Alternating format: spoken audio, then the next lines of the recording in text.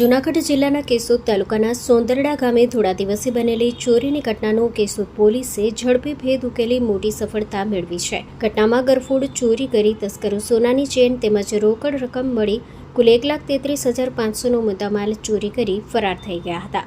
ચોરીની ઘટના સામે આવતા જ કેશોદ પોલીસ તાત્કાલિક એક્શનમાં આવી હતી અને અલગ અલગ ટીમો બનાવી તપાસ શરૂ કરવામાં આવી હતી. પોલીસે ટેકનિકલ સર્વેલન્સ, શંકાસ્પદ હલચલ અને સ્થાનિક સૂત્રોના આધારે ગણતરીની કલાકોમાં જ 2 આરોપીઓને ઝડપી પાડવામાં સફળતા મેળવી છે. પોલીસ દ્વારા ઝડપી પાડવામાં આવેલા બંને આરોપીઓની પૂછપરછ હાથ ધરવામાં આવી રહી છે.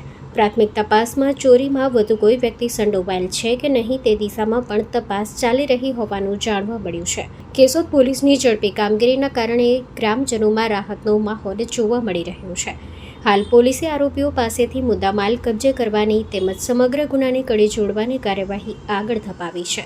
Story report by Jagdish Yadav, Junagadh.